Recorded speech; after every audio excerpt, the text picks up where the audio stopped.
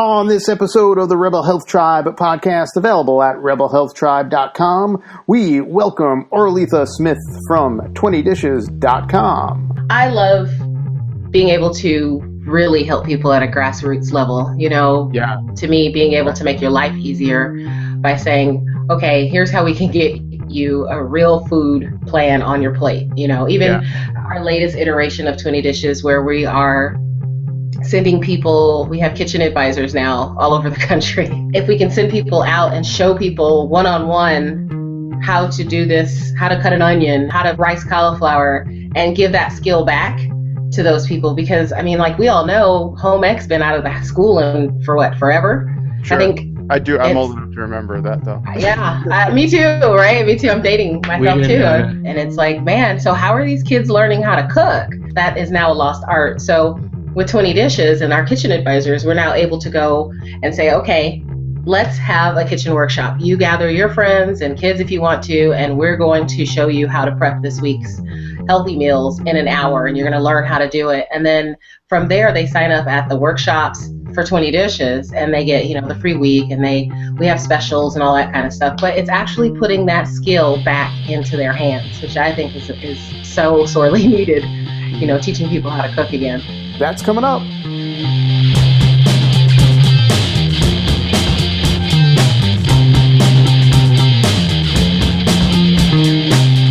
Hey everybody, welcome back to the Rebel Health Tribe podcast. I'm Joe Rigola with Michael Roseline. What's up, Michael? Yo, man, how's it going? It's going. Just had a little exercise outside.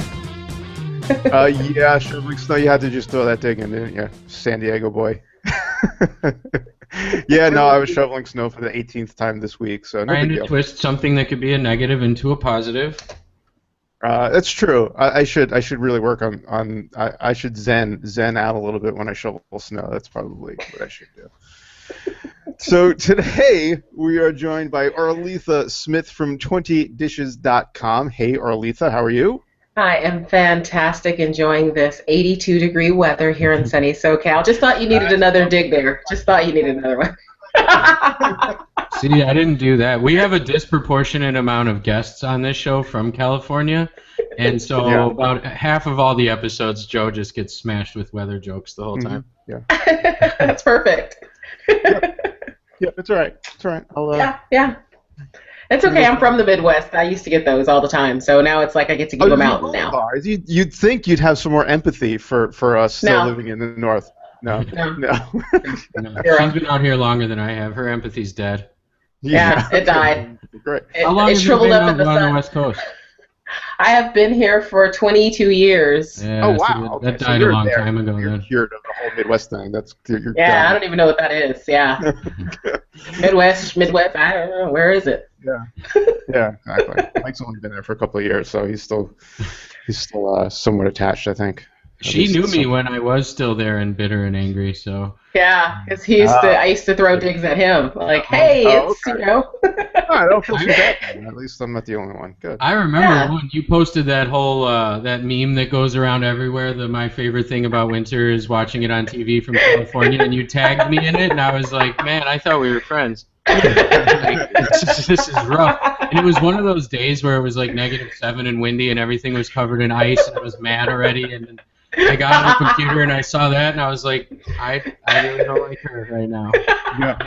And my conclusion was I need to get the hell out of here. And see, it was just a catalyst. That was the catalyst. I was just going to say, use the same word. That's what it was.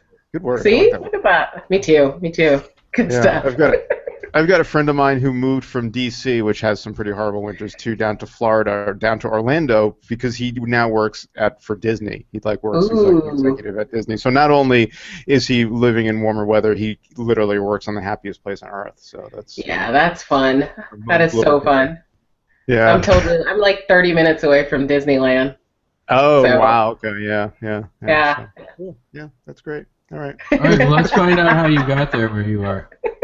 Yeah, well, let's back up a little bit and get into it. So, real quick, for folks that don't know you, just explain a little bit about your background, what you do, why you do it, and a little bit about your website.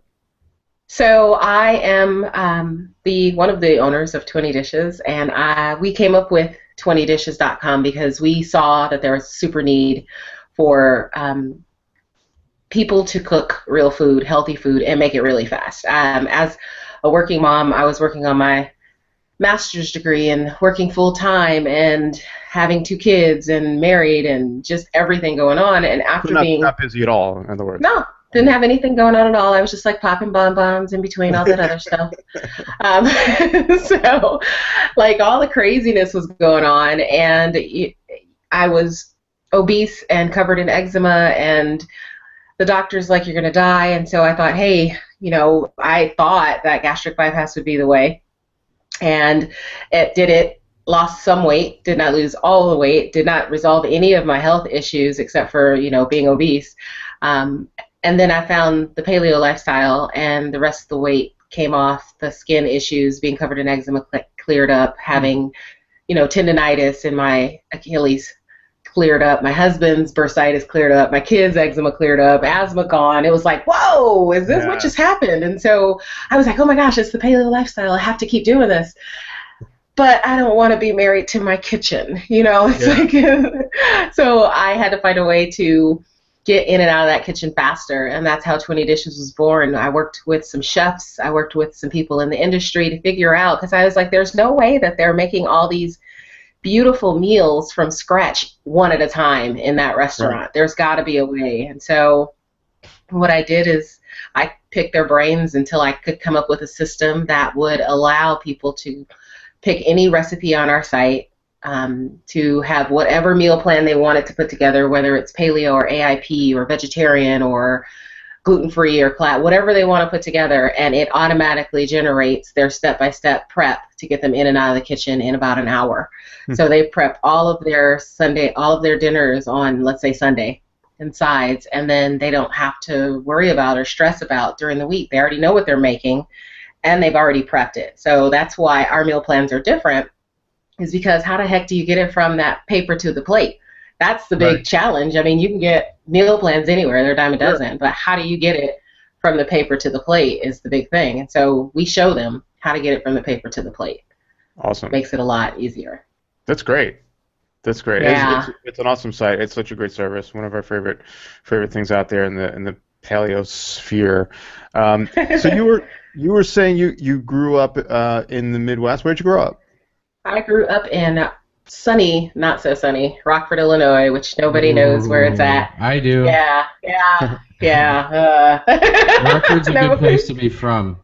And not be there. Yeah. It's so small. Yeah. It's a good place to leave. It's not that small, but it's it's a good place to be from and not at. Right, and that's why I've been gone. Oh, wow. Are you serious right now? Yeah, I stayed there for a soccer tournament I had in Rockford when I was like 10. It's like a big hotel with a swimming pool courtyard deal in a clock tower, and I think there's tennis courts in there. And I left Rockford when I was 12. Okay. So, I've been gone for 24 years now. 26 years. Wow. Look at that. Huh. So, and so you went from there so you moved to San Diego. You're in San Diego or I'm in LA. California? You're in LA, okay. Yeah, so I left Rockford. Well, okay. I left to go. I told my mom, I want to go to med school. I want to be a doctor. I want to go to UCLA. And how old were you when you said you wanted to do that? 12. 13, somewhere in there. So I was like, I was very driven. What do you think what was the reasoning behind that? What was the drive at 12 years old to go to med school? My whole family is very driven. And so you are either going to be an attorney or a doctor or a professor, or you're going to do something other than just be. Sure. So I thought, hey, me and my cousin, we're going to be doctors. Well, she went on to Cornell and she became a doctor. And I moved to California to be a resident so I could go to UCLA for less money, because if you're not a resident, obviously it's 10 times what it would be. So I moved here, went to Torrance High, and got to UCLA, and hated it. Hated every second of it. Wow. And ended up at Loyola Marymount, and getting my teaching credential and my master's in education, and roundabout way. What made you choose medicine? Was mom and dad a doctor, or what made you choose medicine? And anything in particular? Yeah, I just wanted to help people. I've always wanted to help people, and it seemed like a really great career to be able to help people. But once you get into the pre-med side, which is where I was, and you're like, this doesn't seem like I'm going to be able to help a lot of people. You got red tape, and you've got all kinds of interesting things that I didn't want to deal with. So, I mean, I watched my cousin go through it, and I'm like, that's not the life I want. So, did she follow through with it? Yeah, she's a OBGYN in New York. Oh, wow, okay. Yeah. Wasn't the That's direction not something I would want to know. No, Yeah. I just, not the life sounds like that you I made the would right want to move. live. Now, well, I mean, I love being able to really help people at a grassroots level. You know, being able to prescribe medicine is not really, in my viewpoint, the way to help people. To me, being able to make your life easier by saying, okay, here's how we can get you a real food plan on your plate. You know, even our latest iteration of 20 Dishes, where we are sending people, we have kitchen advisors now all over the country. We have who are going into people's kitchens, kind of like one of those home parties, but they're going in. Wondering how you would do this. I saw the map that you posted on Facebook, and I was wondering how you were doing that. And I think I saw one for New York, and I was like, huh. Yeah, we have somebody in New York, we have somebody in New Jersey, we've got Georgia, we've got Tennessee, Kansas, Oregon, Washington, and here in California we've got 4.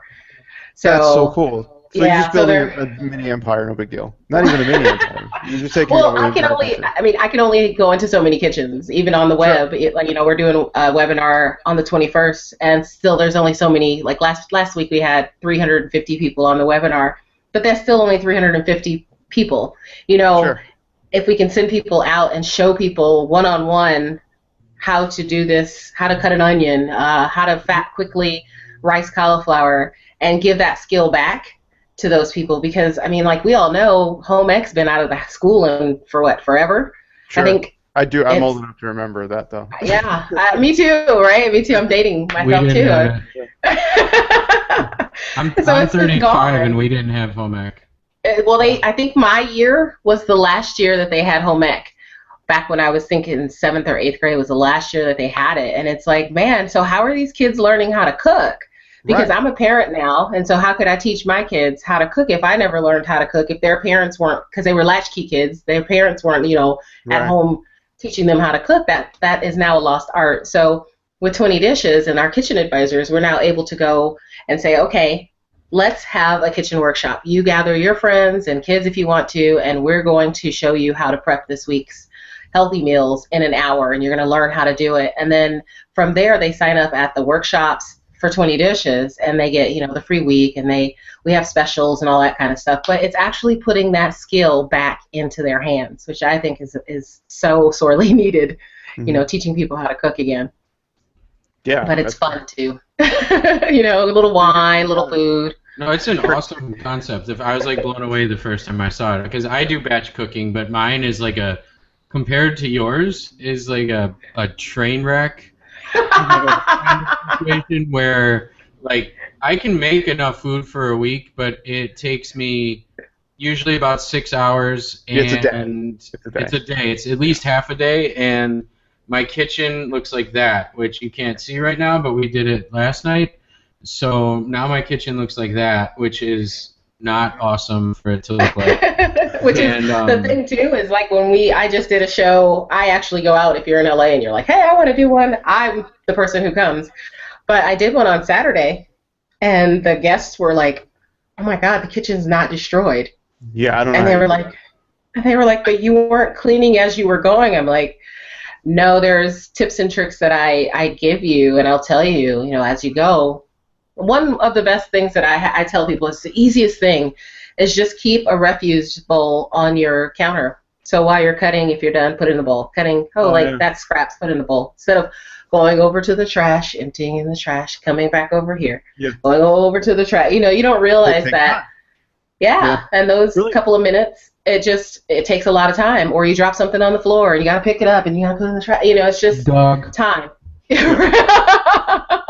Marley. Exactly. Yeah, he cleans it right up every time, unless it's an onion. Don't let your dogs eat onions. Exactly. Onions and raisins. You don't want to drop those either. Chocolate. So I will drop chocolate. Let's just be very clear. I will not drop chocolate. No, that's not happening. And if I do, I'm probably still going to eat it. Let's be real. It's like, 5-minute rule. How long's that been down there? It's only, I don't know. Let's just eat it and see. Yeah, that's fine.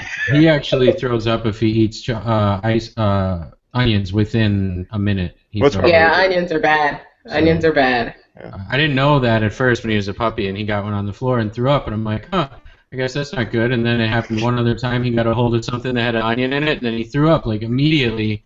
So I started reading on the internet, and onions are super poison for dogs. Yeah, so sure are. It's good that he threw up. Good that he throws it up, but your ability to cook without using every single possible I can't do that when utensil and pan in the one thing.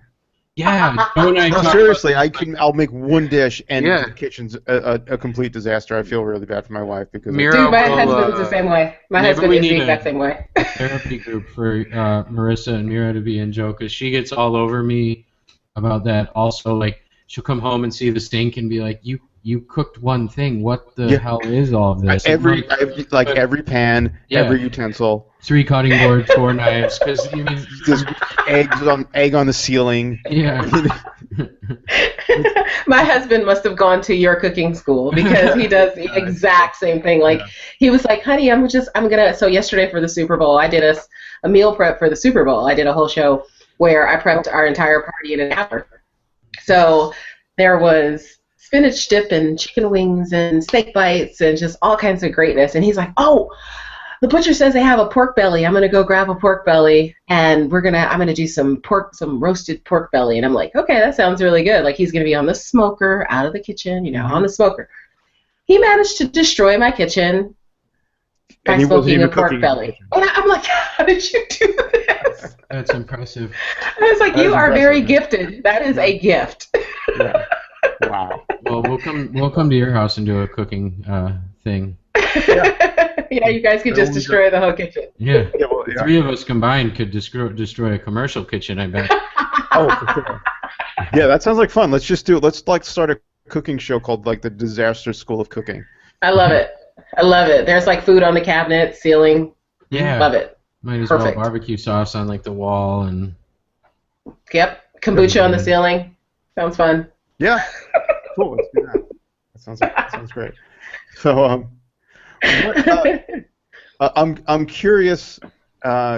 Growing up in where was that in the Midwest? I don't even remember the name of the town. It was so small. No Placeville. No Placeville. Was it like farmland? Was it were you surrounded by farms around there, or was No, the crazy thing about Rockford is that it was a very industrial city. It was very factory. It's a factory town. Okay. So they made, for instance, Listerine. Their company. Yeah. So everybody worked for this. Well, most of the people worked for this company called Warner Lambert before they went out of business, and they made chiclets and different gums and Listerine and so just. So did the entire town smell like peppermint or something, or spearmint?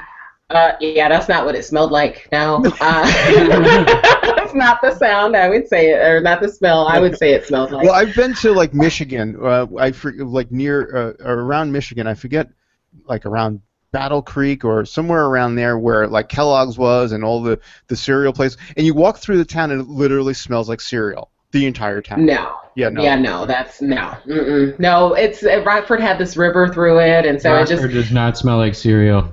No, it doesn't. And I visit very rarely, but it wasn't. I was raised by. I mean, my mom was. When I was growing up, she was the manager for Commonwealth Edison's customer service department, which is our, Southern California Edison. She'd be the director of their customer service. So that's what she was doing when I was growing up. Yeah. Okay, gotcha. So that's what she did. My dad was an engineer, and so at Greenleaf, so it was a whole different. They made stuff, same thing. So it's all industry factory. Yeah, industry factory, just engineering, mostly blue collar. My family was more of a white collar family, but it's mostly a blue collar family. Blue collar. No. No.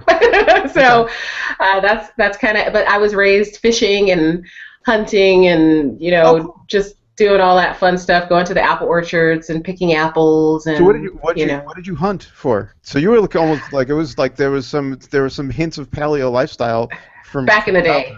Yeah. So deer, we love venison. Yeah. And then we fished for perch, and we'd always eat whatever we caught. Rabbit, raccoon. Really? Raccoon? Yeah. That's a new one. Yeah. So I never heard it. Tastes like chicken. Everything tastes like chicken. Like chicken, right? It's rabbit. Everything tastes like chicken. Yeah, rabbit tastes like chicken, right? Rabbit tastes like it's like chicken with four legs. Rabbit's kind of a pain in the ass to eat, but it's not bad. Yeah. Yeah. There's a lot of bones, a lot of little bones and stuff. I'm gonna have to make sure my wife does not listen to this episode. I have eaten rabbits. My wife would not be happy guinea with this. pig in Aruba, I think. Wow. They call it cuy. That's Spanish for guinea pig, I think, but I had that. But yeah, lots of little bones. Same thing with iguana. I had iguana stew there, and they were all very similar. Wow. So did you learn how to field dress the deer and everything? No. My dad did all that stuff. Okay. Yeah. I was just like, I will get it, and you go get it. Oh, so how old were you when you actually started hunting and 11. Yeah. Wow. Yeah. That's so cool. Yeah, I mean, I'm probably the most tomboyish girly girl ever. My husband was laughing because when we first started dating, he's like, so you don't like jewelry, you don't like makeup, but you like to hunt and fish and watch football. And I was like, yeah. Awesome. he's like, you're an angel. Yeah, jackpot, right? So does your husband like to hunt and all that stuff too? Yeah, he likes to hunt and fish, and so we go out. We go out we fish more than we hunt because of the little kids. My littles are 8 and 10. Okay. So about another year they'll have a shotgun. Is what you're saying? Yeah, it's about a year we'll take the boy out. Yeah. Nice. So and then the girl can go in a few years. But we go fishing now. So we usually do deep sea. We'll go out to Catalina and do yellowtail. Or we'll go down to San Diego. We take the boat down to San Diego, or we'll go straight out of Long Beach and just fish over here at the breakwater. Mm-hmm. Was there a point back home when you realized fishing in the river there probably wasn't and eating it probably wasn't the smartest thing, or? I didn't fish in that river. Rock River is just disgusting. That is just so disgusting. We had there's ponds and lakes, so we go find those freshwater ponds and lakes. But it's more fun to fish in the ocean.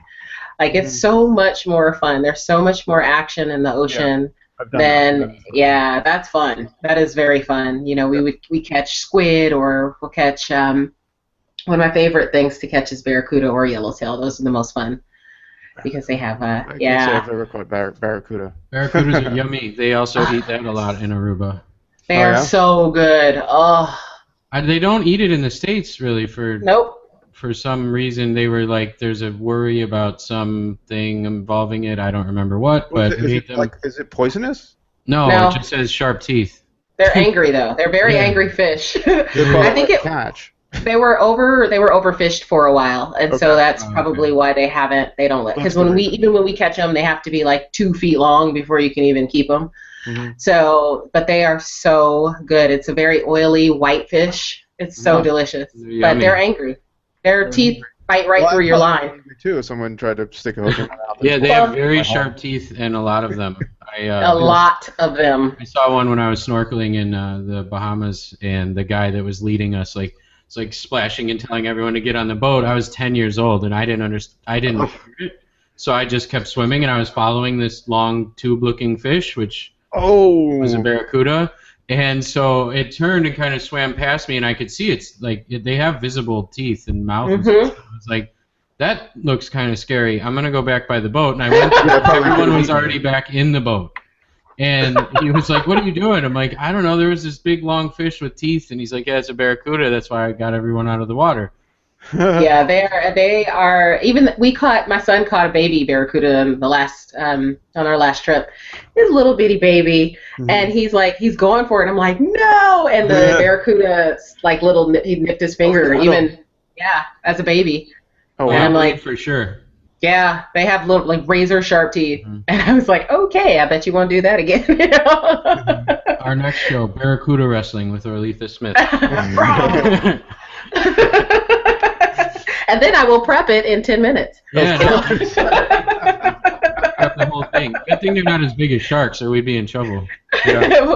No, they're not. Thankfully. Wow. But yeah, we've caught some pretty big stuff out there. Fun.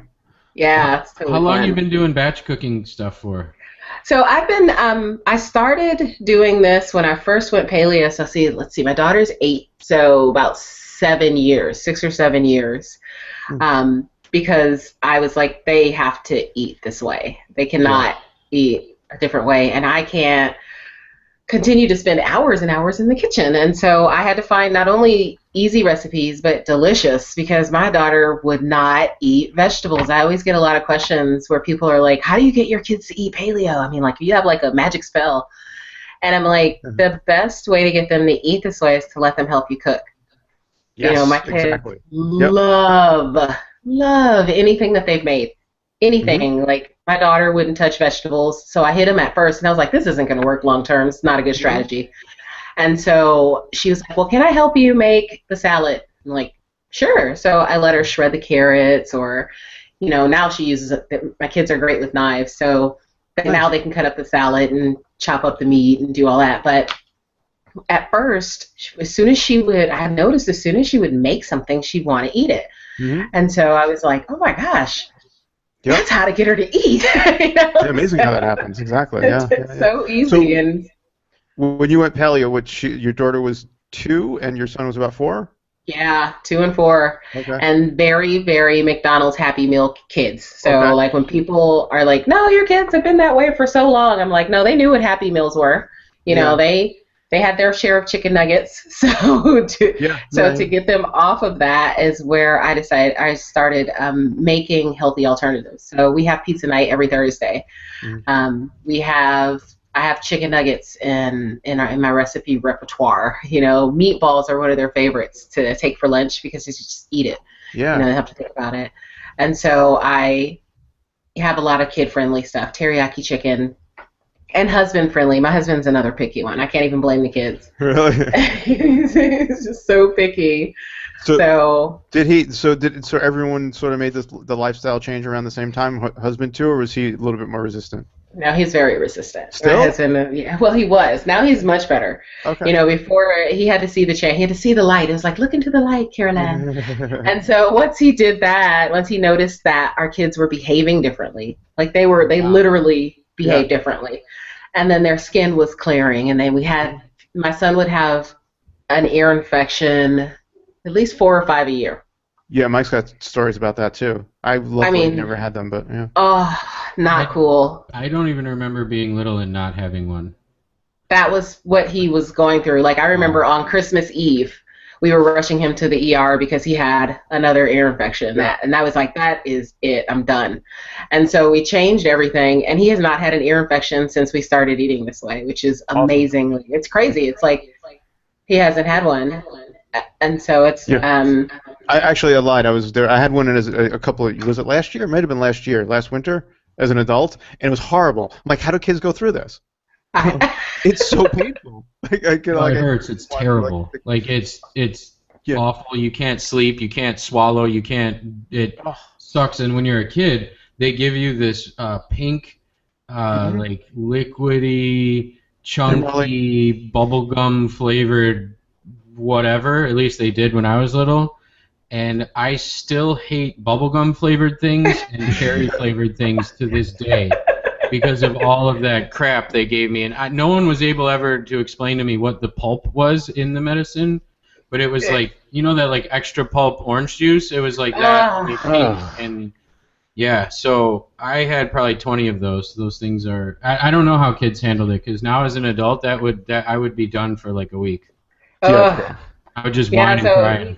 He would cry. He was crying just like he was just in excruciating pain. And so, but to not have that anymore alone is worth anything, you know, not going back to the way that we ate. So, He doesn't have those. We don't have. I used to have sinus infections all the time, so I had to figure out a way. Had to. Yeah, and you did, and now you're teaching other people, and it's fantastic. Yeah, yay! Out here that I need to send Mike a case of bubble gum. Hold on a second. Yeah, I was just saying, send Mike cherry flavored candy. Yeah. And something most people don't know about me: I can't blow a bubble with bubble gum. Are you serious? No, wow. Never been able to do it. I'm so sad for you. Oh, what a deprived life. I've spent probably 3 or 4 hours total time in my life trying to do it, and then I decided it wasn't that important. Yeah, it's really not that important, but no, it's definitely an odd fact. Thanks for sharing. Yeah. Little did we know. Yeah. So, is that what you came from? Like McDonald's, like full on, standard American crap. Yeah, like, and you grew up that way? Well, I grew up, which is really strange. My mom raised us. She had a best friend who had an all-organic farm back then. So all of our vegetables were from an organic farm. My dad would pay her husband for a cow. So we would have a whole cow in the freezer. We'd have everything that we hunted or that my dad would hunt, and then we had everything that we fished. So I ate paleo. Yeah. So, I mean, it was really clean. And then college. That's the story for a lot of people, yeah. And that's when Top Ramen was my friend, and and it got real fancy. Yeah, or I got really fancy, and I would put like hot dogs in my Top Ramen. Need a little protein. Well, that's gourmet. Yeah, I'm telling you. Woo, slice it down the middle, looking all pretty. So college happened, and that was out. So in high school, I was pretty fit. I was a runner. I was track captain. I was, cheer. I was active, and so I stayed pretty healthy. I was still covered in eczema. I still had health issues, but I was active. Yeah. And then college hit, and they didn't have a track team, so I couldn't run. And so I ate bad stuff, and I couldn't run, and that ended up with me being obese. And then, everybody says get those join Weight Watchers. Sure. Do that. And so that's what I did, and spiraled out. It didn't work, and maybe it works for somebody. I don't know, maybe Oprah. Apparently it works for some people, but I think it doesn't for more people than it does. I think it doesn't work long term. So I had to find something that was sustainable, and frozen meals and counting points wasn't sustainable for me. I can't imagine. I was like, it's probably cheaper for me to make my own. Yeah, and a lot more fun. Yeah, totally, and tastes better too, because cardboard. Yeah, no, it's not so good. Doesn't sound good at all. So that was a fun part. So you go paleo about 6 years ago, right? I think you said 6 years ago. Yeah, and the husband was not on board. He was no, not at all. He was like, I am not giving up my corn, not giving up my rice. I like corn chips with my beer, not giving that up. So it just wasn't going to happen until he saw the changes in our lives, in our physical life, and his kids' life, and then he was like, well, maybe I'll give that a try. Maybe I'll just start at dinner, and then, we'll take leftovers for lunch, and then, oh, yeah, I'm going to have this for breakfast. And then it was like, oh, my gosh, my arm doesn't hurt anymore. Wow. Yeah, inflammation, gone. Yeah. And so he's been that way. Is he full paleo now, or does he kind of go back to beer and corn chips every now and then? He's a paleo template, so we eat rice. Because I'm part Japanese and I love my rice. And so we eat our rice, and he has a beer every now and then. Maybe, last beer he had was a sorghum beer when we went out to eat, so not even a gluten beer. Cool. He knows what gluten does to his body, and he hates the way he feels afterwards, so he just doesn't do it. Awesome. Well, I think that's the way it's sustainable. I think people trying to be too perfect with it is when they end up binging and falling off and backpedaling a lot. Yeah, I was a member of the paleo mafia, the paleo police, where that's not paleo, and I think it's because I did that too. when you first start, you're just so like excited and zealous about the changes that you see in your own life, and you want other people to do it, and so you kind of go overboard. I get it. I would like to now formally apologize to anyone that I told something was not paleo. Yep. It's it. And so and then you learn, what works for you and what doesn't work, and you do what works for you and not what the guru says. Right. Exactly. One of my favorite pastimes was vegan bashing. I did that for a while, and then I realized that's not that much fun. No, bashing isn't really fun. No. Online fighting in general, I think, is kind of I've retired from. Yep. Any form of online arguing, debating, fighting. People get in fights online and they tag me in a thing, because they want me to like jump in or something, and I just respond with like, nope. I've tried a couple of times to drag Michael into the pits of political arguments, and he just gracefully backs out. Yeah, it's funny because I literally don't even go on. I have this plugin, an extension in Chrome that blocks my whole entire Facebook feed, and it gives me like a Zen quote for the day, and it's like, don't be distracted by Facebook. So all I have is it's called Face. If you type in block Facebook feed, you'll get like at least 4 different extensions, and it blocks your entire feed. All you can see is your groups and people who send you direct messages. You don't even see the news, like the news junk on the side. You don't see anything trending. You don't see any of that. Oh, that's so good. So you can still do work on Facebook, because we do have to do that. Mm-hmm. Oh, that's great. All I see is like all my groups. I see 20 Dishes group. I see your groups. And my productivity is like through the roof, because when I go there, it's like, oh, don't be distracted, but remember, life is beautiful. And I'm like, oh, so yes. That's so good. What is that thing called? Because I'm going to get that like now. I got to go. What is it? It's if you put block Facebook feed, it's like Facebook block or something like that. I can't remember the name of it. It's installed in one of my as an extension. I'm like, I can't take it, because how people are just super negative. Sure. Some people are, even though you try your best to weed out stuff, you still see. You're like, oh my God, are you still Yeah, you go down that rabbit hole, and it's just a rabbit hole of negativity, and or someone posts a video, and then that video leads into another video of people fighting or something. It's like, what am I doing? Why am I just wasting 10 minutes here watching? And I'm one of those people who's very protective of what I allow into my environment, and so I like to be really positive. Only things that I want to attract more of. I don't want to see more fighting. I don't want to. I'm like, I don't need to see all that. I don't want to see any more Donald Trump. That's like I just don't want to see any more of that. At all. It's like zero benefit to that at all. Bash this person, bash that person. I'm like, Yep. Yeah. Don't want to see it. I think Michael's literally downloading that now. I'm looking for it. I am. It's so good. My life is literally improved just knowing that exists. Yeah, when I found it, I was like, oh, a weight has been lifted. But it's so funny, because at first you go back and you check, and you find yourself checking Facebook because you're like out of habit, and you're like, oh, I can't even see it. Okay, well then you just stop checking. You just get into it. Just forces a new habit. Yeah, it's beautiful. It is so fantastic. I spend so much less time on it. That's great. Yeah, you're welcome. Merry Christmas. Thank you.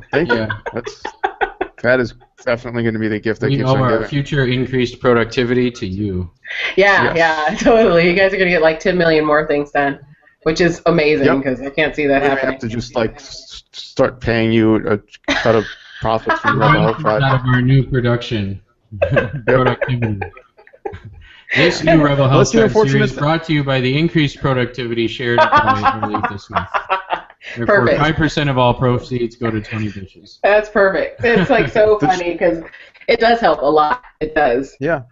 Oh, it's real. The struggle come up there and do one of your things, your in-person little demos that you do. I would love to do that, except I live all the way down here, so maybe I bring a nice camera up there and you do one of those and I film it and we have fun.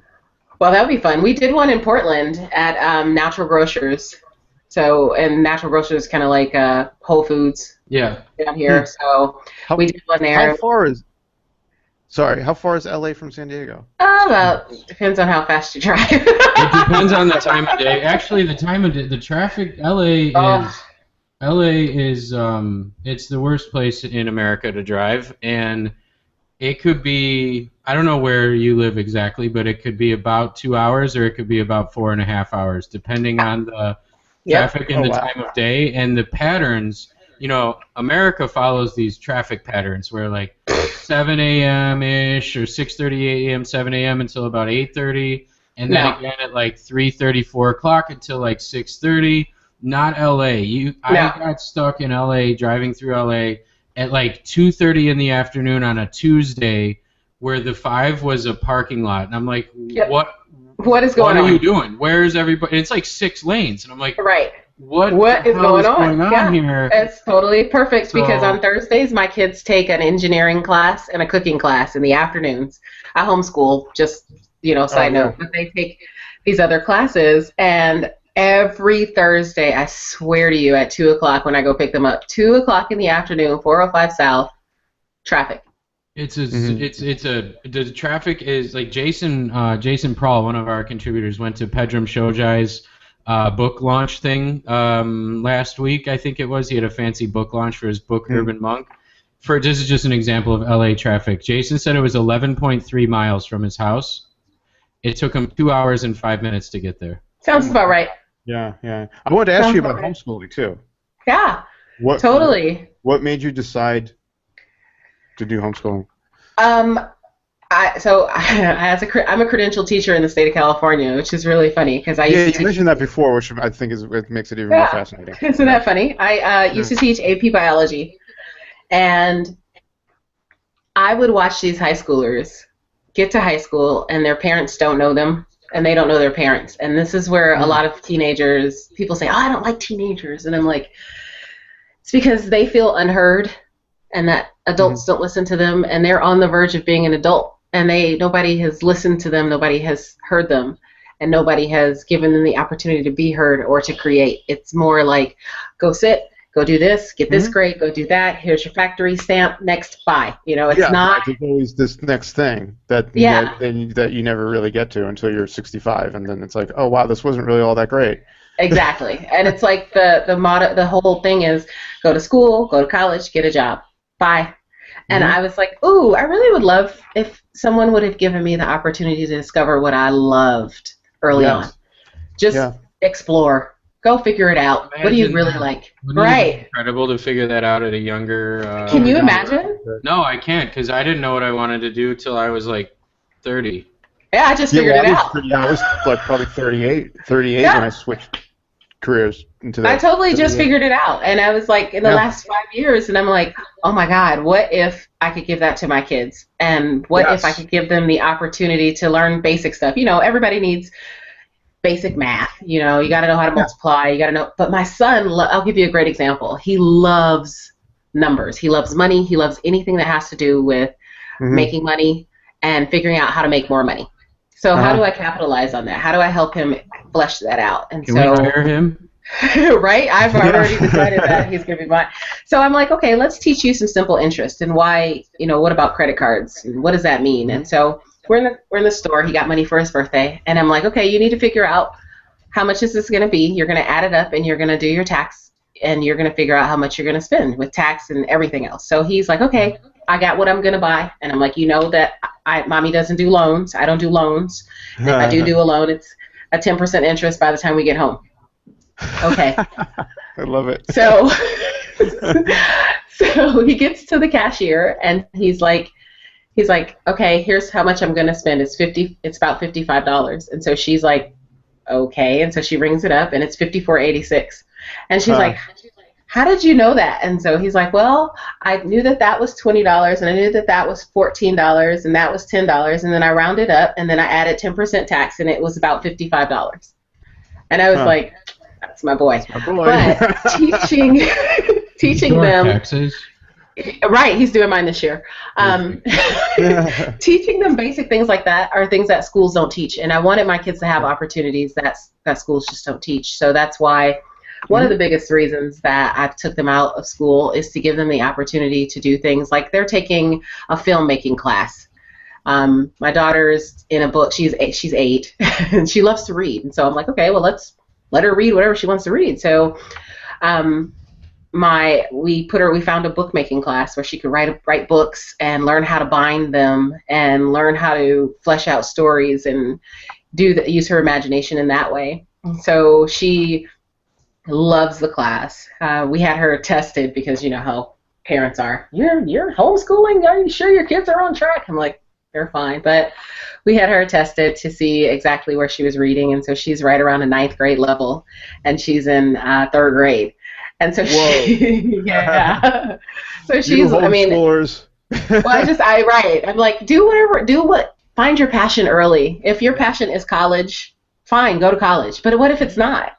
Right. What if it's coding? What if it's cooking? What if it's, being a angel investor and having billions of dollars? I mean, whatever it is, find it now.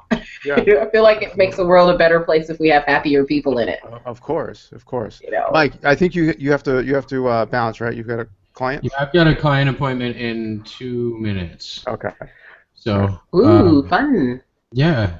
Back to back today, getting ready for my trip. Cool. So you guys can close it up. I just wanted to say thank you to Orleatha for coming on.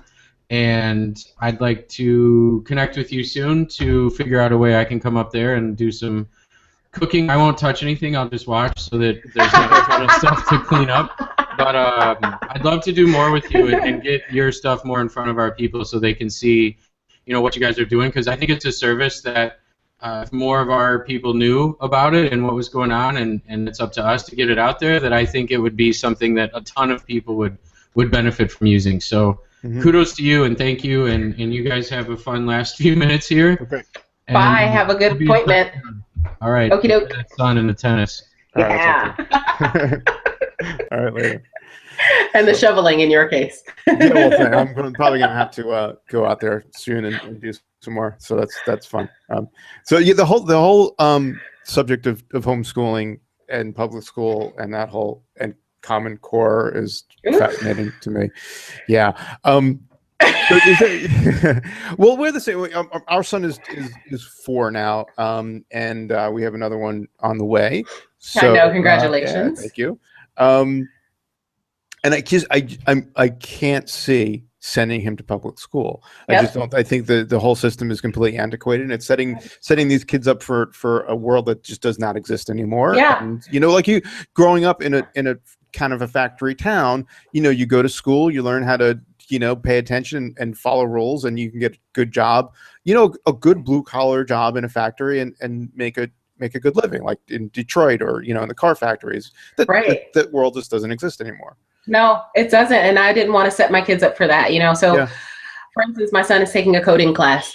He loves it. Yeah. Like he loves coding, and so they're both doing code, and so if that's what they want to do you need to go to college for that? No.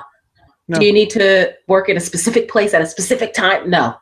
The world is becoming very global economy. It's becoming a very big global economy, and I don't want them stuck in a factory mindset, which is what our school system unfortunately is still doing. Sure. It's sit and especially boys. Sit and listen, sit and listen, sit and listen. And that's not how boys are wired even. That's even as a teacher, they train us that we're all like boys and girls are wired differently. Boys have to touch and they're very kinesthetic and they have to play and they have to, climb. I'm sure you see this, climbing and I'm still like they want to.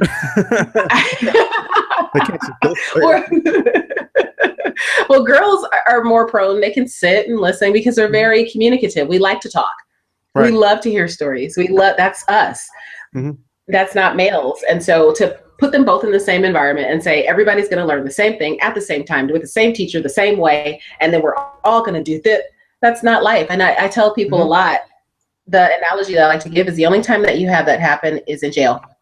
Whoa. That's it. Just blew my mind. Yeah. Well, it's school and jail. Yeah. School and jail. That's it. When else? Yeah.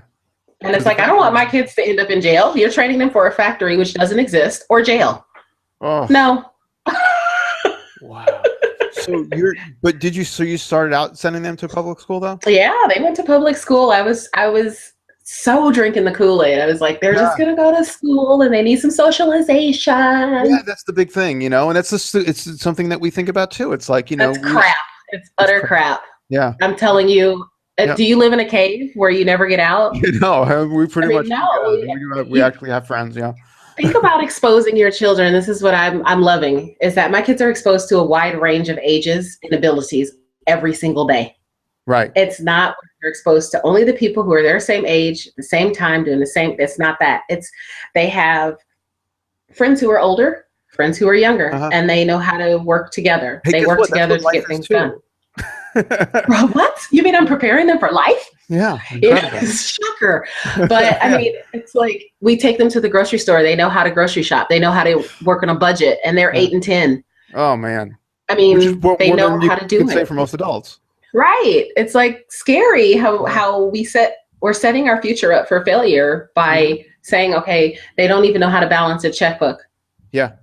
They don't know how to go grocery shopping. They don't know how to look for sale items. They don't know how to pick out the right, they don't know how to pick a bell pepper, Yeah. Something basic. Yeah. I mean, like, how much are you going to spend? I mean, how many of you have been in line behind, I bet you've been in line behind this person. Walk up to the cart. They got a cart full of crap. They put it all up there and they're like, oh, let's take that off and let's take this off. How much is it now? Oh, how much? It's like, come on, you knew how much you had. You knew what you put in your cart.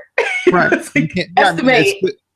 You can't estimate. Right. Exactly. You put stuff in the cart. You kind of can round up a little bit and add a little bit of tax. It's really not that hard.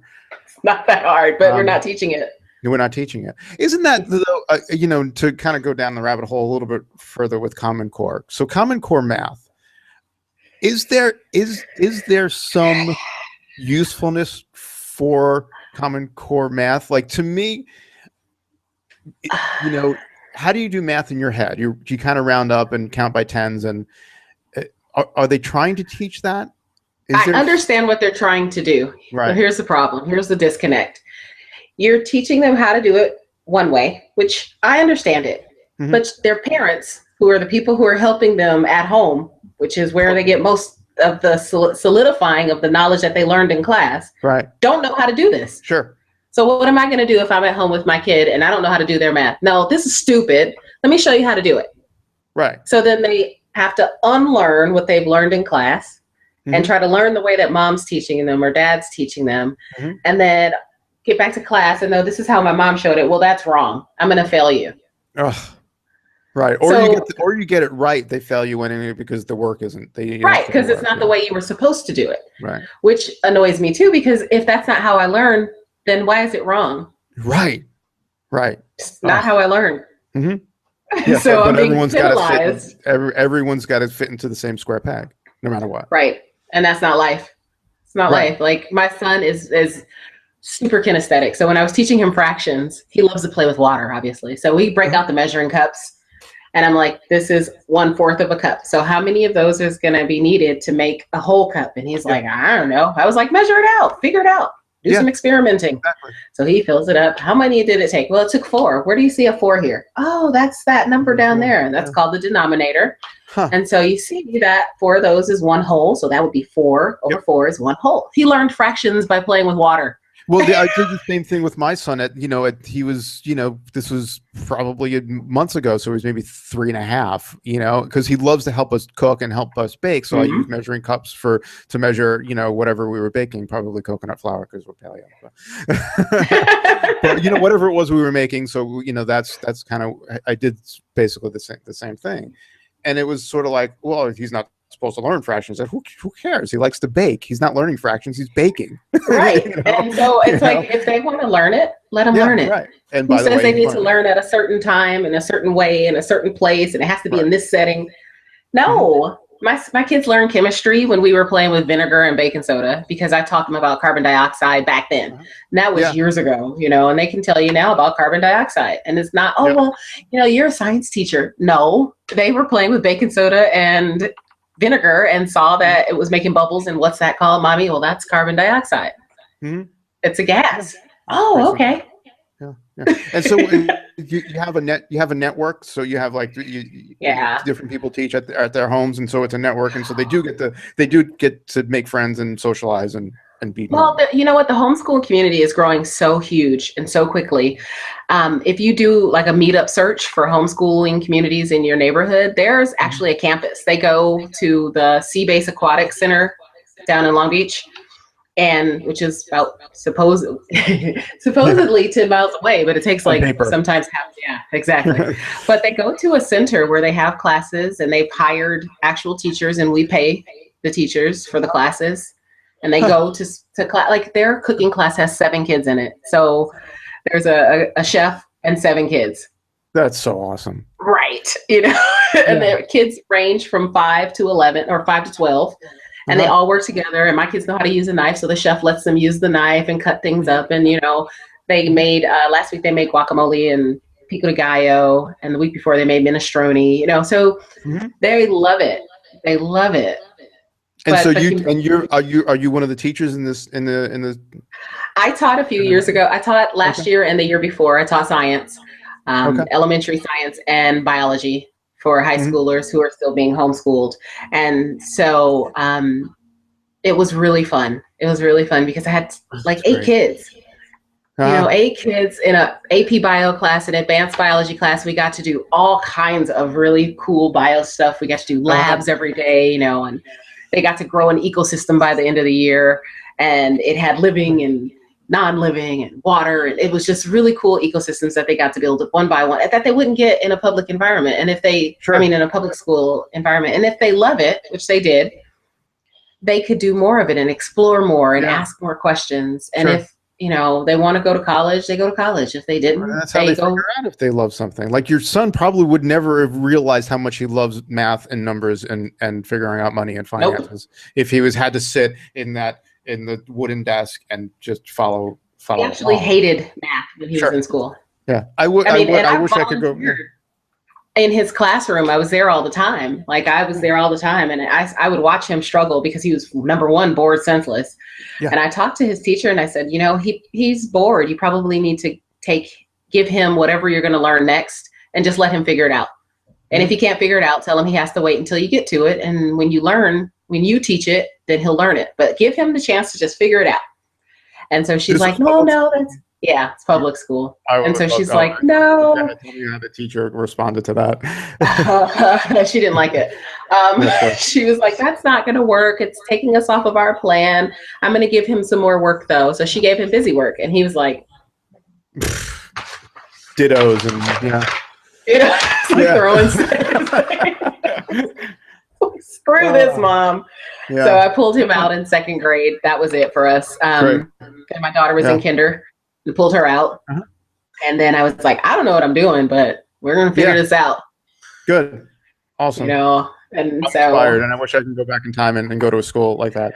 So they're getting the best of both worlds. They're getting the school experience, but they're getting this kind of semi-public kind of social aspect of it too. Yeah, and even health-wise, I mean, they get to sleep until they wake up. There are no alarms in our house. Wow. We don't do alarm clocks. I let their bodies naturally wake up. We learn when they're ready. We don't say, okay, we have to do this at 10 o'clock, unless, you know, we move things around. If it's just not, it's very flowing and flexible, and we have meditation, you know, we do yoga. You know, I want them, their health has been so much better, not because they're not exposed to kids who have cooties, because they are. Sure. But they have less stress. There's a less stressful environment. So they aren't sick as much. You know, in the way they're always learning. They're really learning from the time they wake up to the time there's always something, you know, and it's just this natural environment. And so they wake up and then you do some schooling literally in your home, or do you just go to the we campus? Do homes. We actually have, we have home on Mondays, Wednesdays. We take Fridays off. We don't do anything on Fridays. That's crazy. What do you can't do that? Right. So Mondays is art and math. And then Wednesdays is social studies, science, and math. Social studies and science. Tuesdays is math, and something. Tuesdays they go to campus. Thursdays they have math class too, and they also have they're taking forensics next year, which will be fun. Of course. Right. I was like, ooh, forensics, that looks fun. Yeah, that's so good. Oh man, I want to go back to school now. Right, but that's what we're supposed to be doing, right? Is teaching our children to love to learn their entire lives. Learn to love it. They already love to learn, right? We just need to facilitate that environment. Right. We sort of murder it though, right? With the school system, sort of murder. Yeah, they turn 4, and all of a sudden we turn learning into something evil. Yeah, it's not fun at all. So I'm like, I want them to have fun. Yep. This is great. I'm going to let you go because we're going over an hour now, and I want to respect it. But thank you so much. This was a great conversation. This is what I love about the podcast. It goes in these directions, and it's such a fulfilling experience to have these conversations. So thank you. Yeah, I'm a rabbit holer anyway, so you can get me on any tangent, and I'll probably find a new one. Cool. Yeah. No, that sounds great. We'll do this again then. We'll definitely have you back. Totally. Just remind folks where they can, the best way to find you online. Totally. You can find me at 20dishes.com. You can find me on Facebook, but it's probably blocked. No, I'm just kidding. And 20 Dishes, the 20 Dishes community. And I am on Instagram, 20 Dishes, or Orleatha. You can find me either way. Great. Excellent. Thanks, Orleatha. Thank you so much. Talk to you again soon. All right. Cool. Bye-bye.